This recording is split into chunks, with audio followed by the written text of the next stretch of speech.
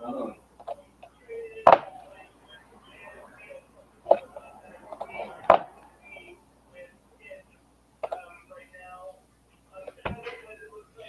everyone, how you guys doing? This is Edwin Rivera, and I have here Jesse from J2 Architects. Hey Jesse, how you doing? I'm doing good. When Good, good. So today's topic is gonna be how to build an ADU. So it's a hot topic, and throughout the last few years, I've been hearing a lot of misunderstanding on the guidelines how to build an ADU.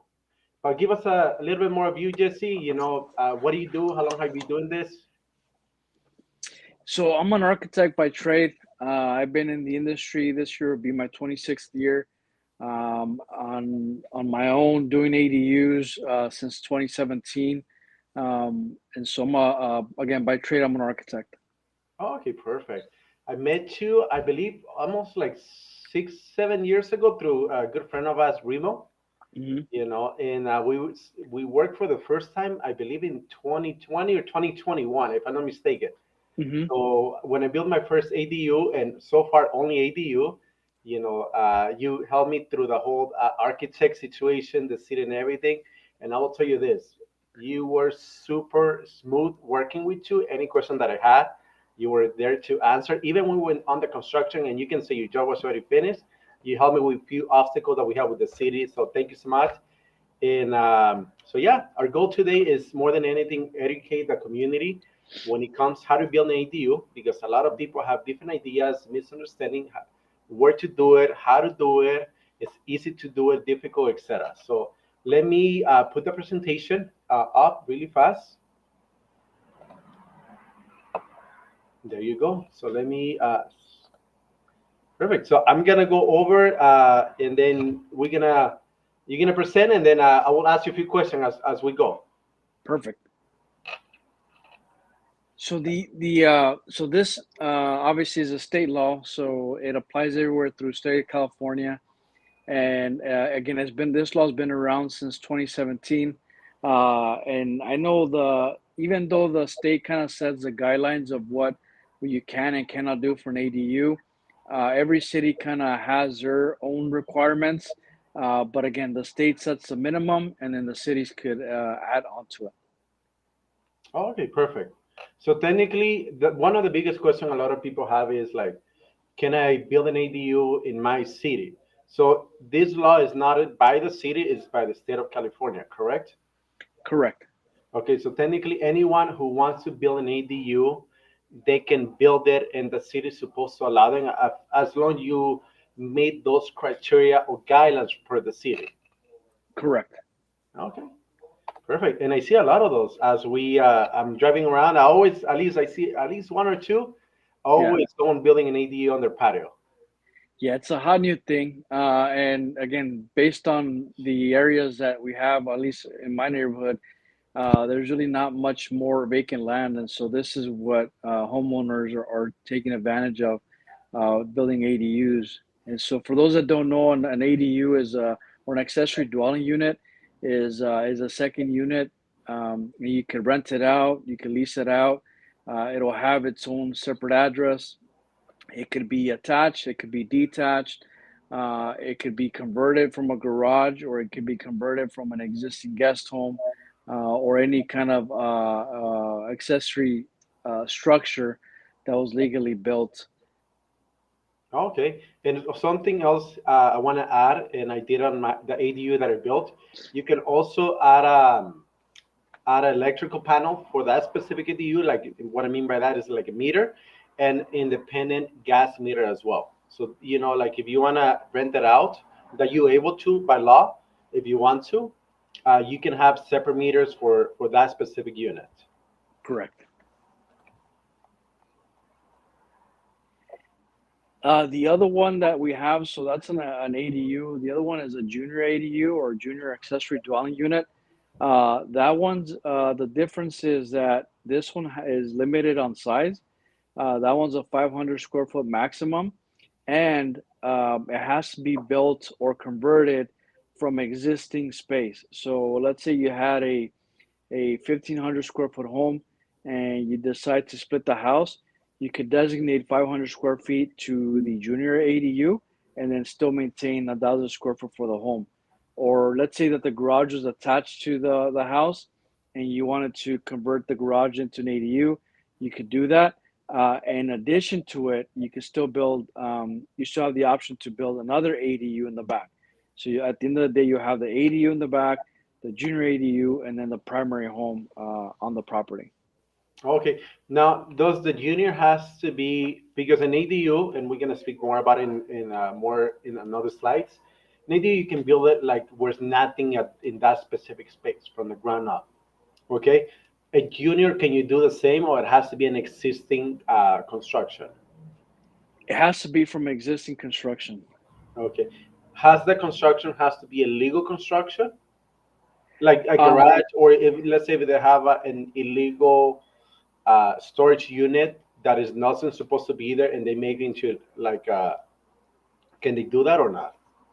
no, unfortunately, no, because the way the junior ADU works is that it has to be within the existing structure of the home. So, and it has to be all legally built, so or permitted. So if you have a storage room or even like a workshop or something like that that was never built with permits, then chances are that you won't be able to convert that into a junior ADU or an ADU. The way these work for conversions, whether it's an ADU or junior ADU, it has to be legally existing and permitted on record with the city. Okay, perfect. Now this slide is specifically to me it's a lot of value because for a lot of people and even to me before I built my ADU, I thought that you can only build the ADU where you have the garage. That's it. To me an ADU is a garage conversion, nothing else. Yeah, so that's one of the options. If we look at this image here, we start from the left to the right. On the left side, assuming that you just convert the garage, right? So if the garage is attached to the house, or the garage is in the back of the property, you can take that square footage and convert it into an ADU. The second one there is if you wanted to build on top of the garage and do an ADU, so you can save some backyard space. That one's a case by case, depending on cities, on each individual city. The third one there is the one we're doing more often, which is building a brand new ADU structure in the back, away from the main house. And then the last one there is what we were talking about previously, which is again the house is 1,500 square feet, and you decide to convert 500 square feet towards a junior ADU, and then still take that option of doing an ADU in the back. So that'll give you the three, essentially three units or three livable units on that property. Okay, perfect.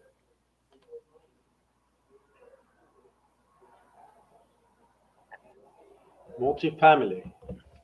Yeah, so multifamily, this one's new. Actually, it's they modified this law this year. What they had previously was for multifamily. So if you had let's say you had a duplex on the property, you could they gave you two options to build ADUs. One was you could build two brand new ADUs in the back, or you could do a conversion. And so the conversion is based on how many units you have on the property. So, for example, if you have, it's one for every 4 units. So, let's say you have a fourplex, you could do one conversion. If you have 8 units, you could do two conversions, and so forth. The new law that just came into place this year is that now you could do up to 8 ADUs for multifamily, but the eight it's a maximum of 8, but you're only allowed to do whatever you have existing. So, for example, let's say you had a 4 unit property, you could do 4 ADUs. If you had 6 unit property, you could do six.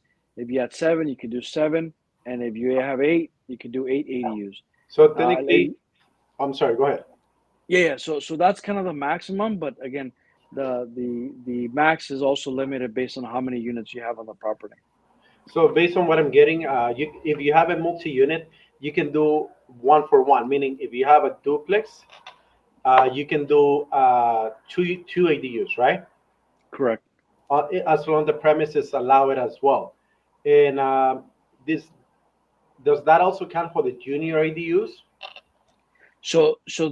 We have two separate requirements. So this one specifically for multifamily.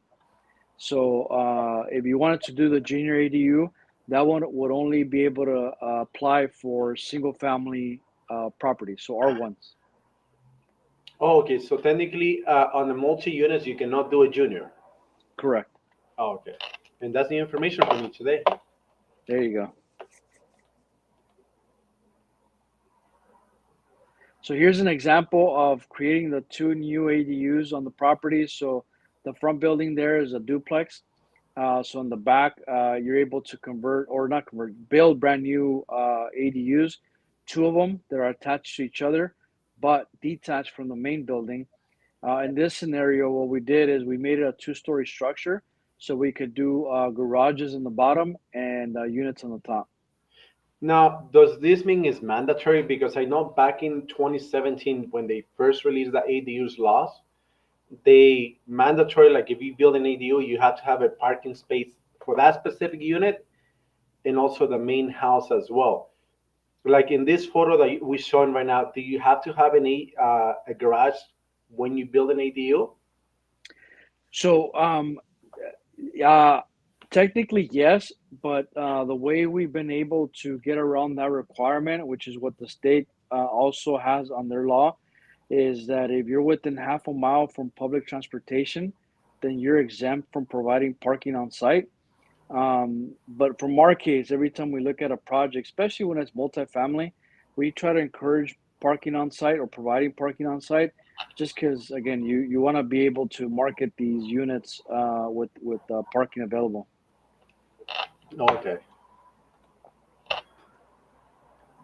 This is the other example of converting space into an ADU. So in this case, we had a two-story structure in the back, and we had garages down at the bottom.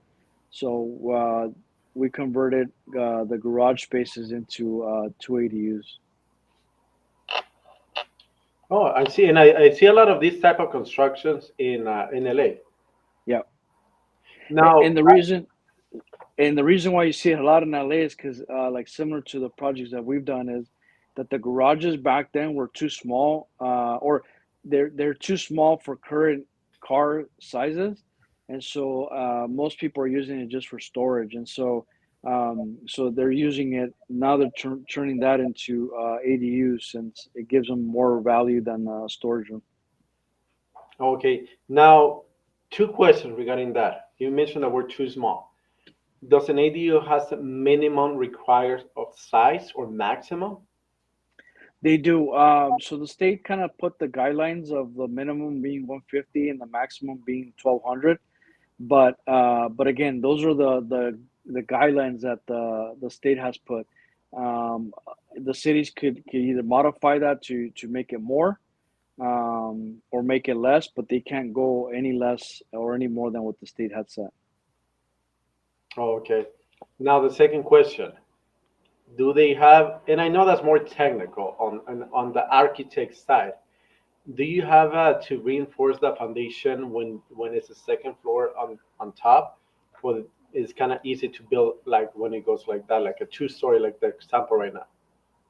So when it's a one-story structure and you're adding on top, yes, you have to reinforce the bottom to support the second floor. In this case, because it was already a two-story structure, we didn't have to reinforce the bottom unless we were making openings or windows or doors. Then we will reinforce that area if we're creating openings. Okay.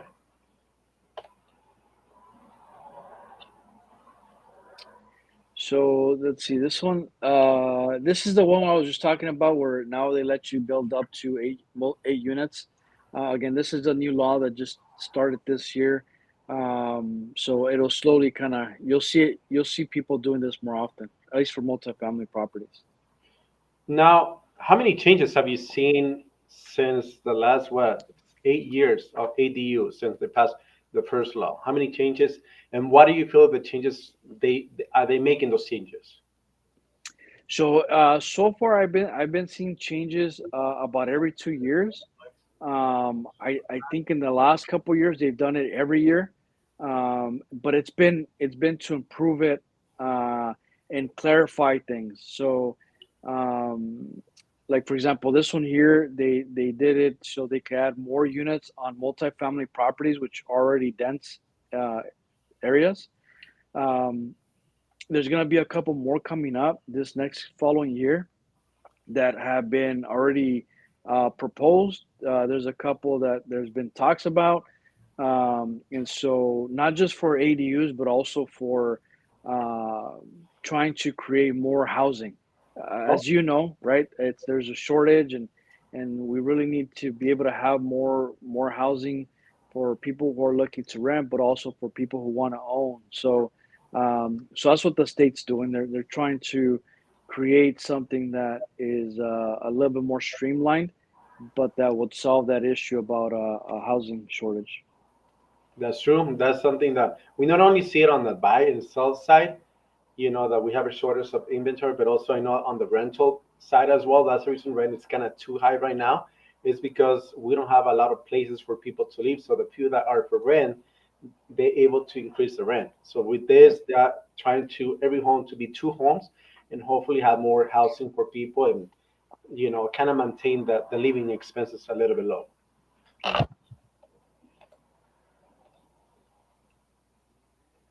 Yeah. So this next one, just kind of talk about the process. So obviously, like anything else, there's a process to this. So before you hire the architect, I like to understand where the property owner is budget wise and what their needs are for the ADU.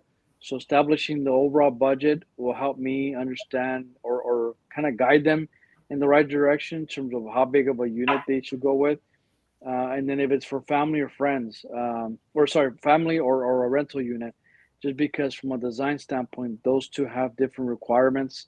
The next step would be once you get the architect, then we got to get the engineering. We start putting plans in place. Timeline right now from our end, we're a little bit busy, but what I've been seeing is it's about several weeks to be able to kind of get that going in terms of plans. The next step, once we get the plans created, it's just to get it submitted to the city. There's a couple departments that review the plans. You got the planning department, building department, and maybe you'll have the fire department. And all those agencies obviously have their own kind of time frame and requirements in terms of the review for them. There are also a couple. There are several weeks actually, and all that all depends on the city. I've seen a couple cities turn around projects fairly quickly, and I've seen others kind of stay or take a little longer than usual. Once you get the plans approved, after you get those plans approved, then obviously you got to get the pay the fees, any city fees for permits, school fees, and so forth. And then once you got permits in hand, then it's the construction phase. And for me, I like to obviously make sure that we try to bring a contractor on board a little sooner, just so we understand that we are staying within budget. But if not, then obviously at that point that'd be the time to send out plans for multiple bids.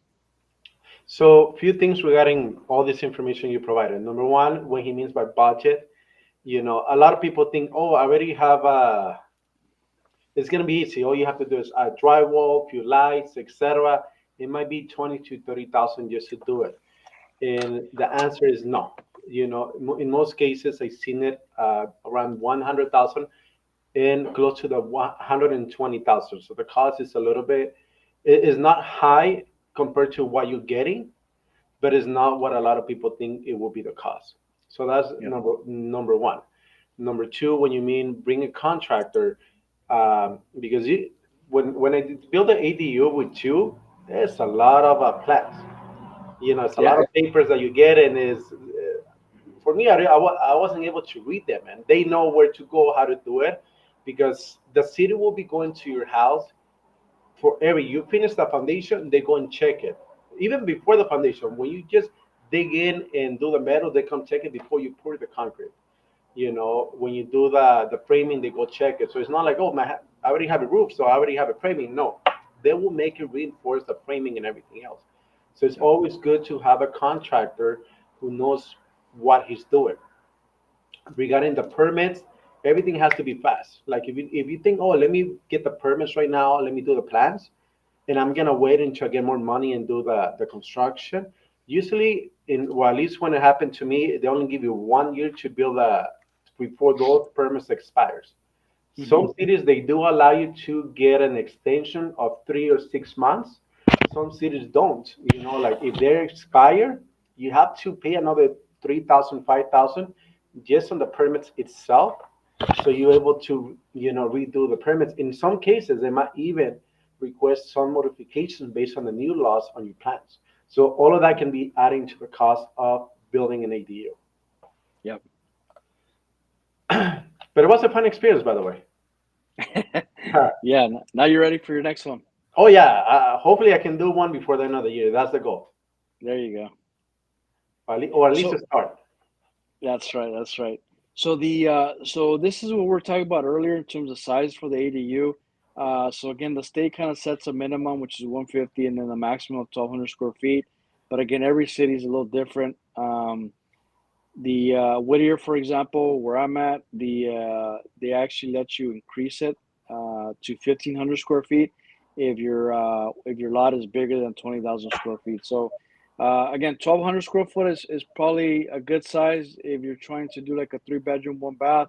Usually, the ones we've done, we've stayed somewhere in the neighborhood of like 600 to maybe 750. Um, and obviously garage conversions less than that, but that's kind of been where we've been at roughly. Okay. And then setbacks. This is one that they've modified. The setbacks now are if you're doing anything new construction, it's 4 foot from the side and 4 foot from the rear. So it lets you push that building a little more further back. Everything else is still the same. The If you go to the next slide, if you're to do a conversion though, that's different. The So let's say that the garage is legally built or legally permitted, and it's right up against the property lines. You're allowed to keep that structure where it's at and convert it. Um, they do put requirements that obviously anything that's close to a property line, you can't have no windows or no openings. But if you decide to add square footage, let's say you wanted to make that garage bigger, whatever is new construction attached to the existing, the new would have to meet the new setbacks, which is 4 foot from the back and 4 foot from the sides. So we've done a couple of projects where we've done this, and so now it goes from being like a squared building to a building where it has now essentially two squares attached to each other and offset, just because we got to meet those setback requirements. Yes, and well, when I built my ADU, so mine was already on the line of the property. So yes, like you mentioned, they did allow me to build the ADU without, having the 4 feet setback, but because it was Hmm. an existing garage conversion. But I remember Hmm. you mentioned to me, you said, hey, can I expand more to the back, and you did mention that. Like, yes, anything else that you add, you have to respect the 4 feet from the property line. Hmm. So this is what we talked about parking. So again, as long as you're within half a mile from public transportation, then you're exempt from parking on site. But again, from our end, when we design it, we try to encourage on-site parking. Oh, okay. So technically, if you like close to a bus station, that usually most people, at least here in LA County, they have one nearby. You're good to go. They're not gonna require for you to do some type of parking. Yep.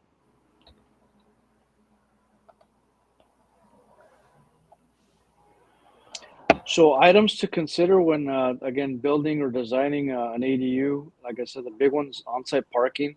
So if we could squeeze, parking for one or two vehicles, that'll help not just for the existing tenants or existing occupants of the property, but for the new tenants who will also be living there.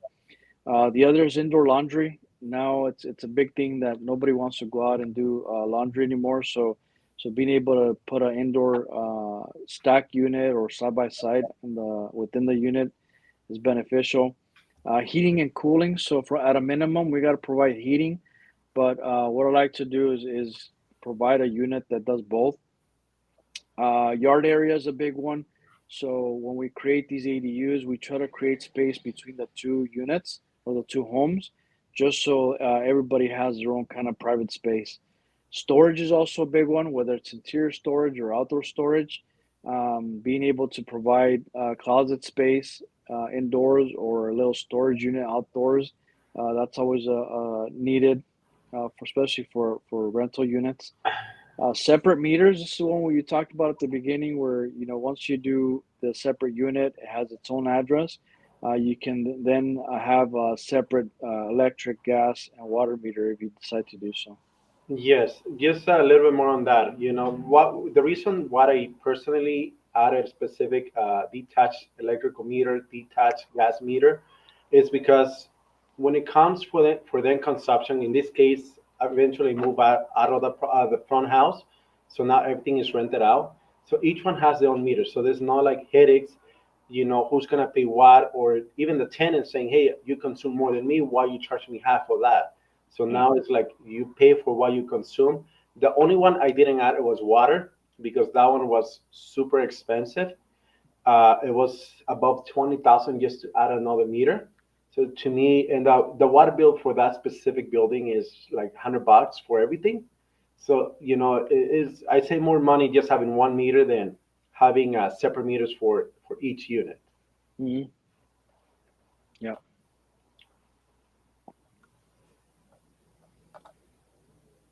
So these are a couple updates that have come across recently through the state.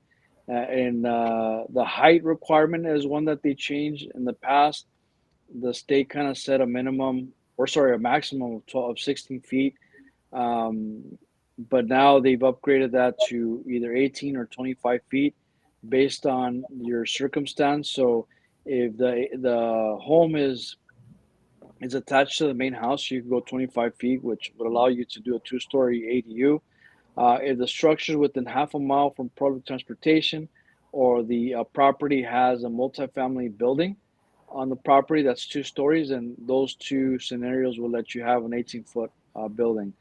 But again, most cities that I know of, other than I won't say a handful, like three or four that I know, honor the two-story ADUs with the maximum height based on the zoning requirements. The other cities, they've been limited or limiting the two-story ADUs, really trying to push for a one-story structure. So technically, from what I'm looking at, it's becoming more easy or less roadblocks to build an ADU, correct? Yeah, so to build an ADU, if you're doing like a one-story ADU that's staying under the maximum, those are fairly streamlined. It's when you start getting into larger units or two-story units or multiple units where it kind of it'll take some time. Okay. So you mentioned at the beginning of the live that you've been doing since 2017. So technically, since when the law came out, you feel for the homeowners or is more easy now based on the new laws to build an ADU than how it was with the restrictions back in 2017, or back then it was more easy than now. Oh, it's a lot easier because again, every law change that has occurred since 2017, there's always something in there that helps streamline the ADU process. And so again, they're really trying to create or encourage homeowners to create ADUs at a faster pace. And so they're really trying to restrict, what each city really has to review if it complies with state law. Okay.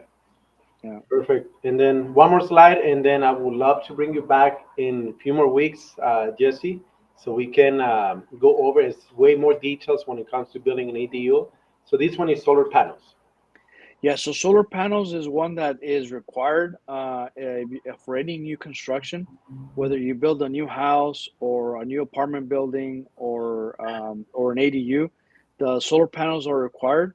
Uh, uh, but the way there's a change in the law that happened last year, where if your energy modeling is shows that your ADU you will use less than 1.8 kilowatts per hour, or 1.8 kilowatts, then you'll be exempt from providing solar panels on the ADU.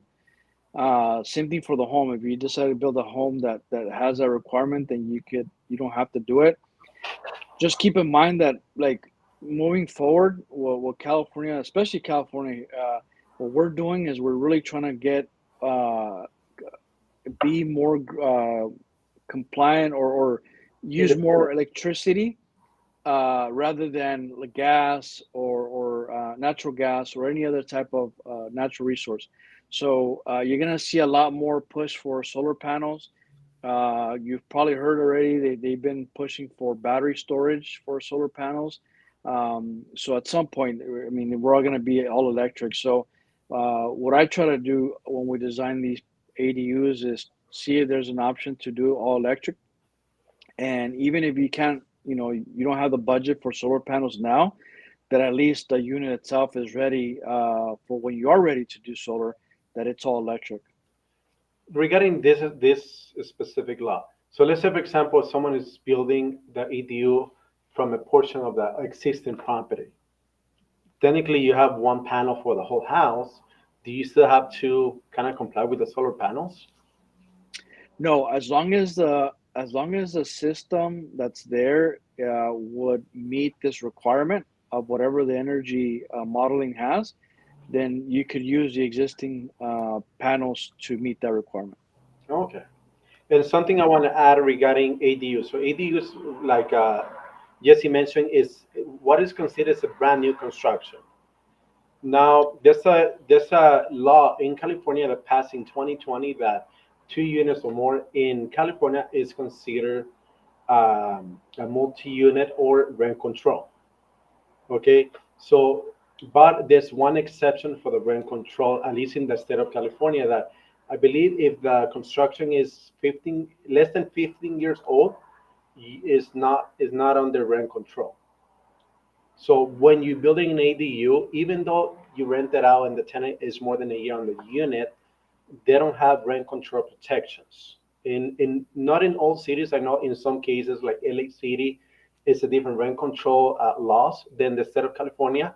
But in general, in the state of California, ADUs will consider new construction, and it's a high chance you won't have rent control for the first 15 years.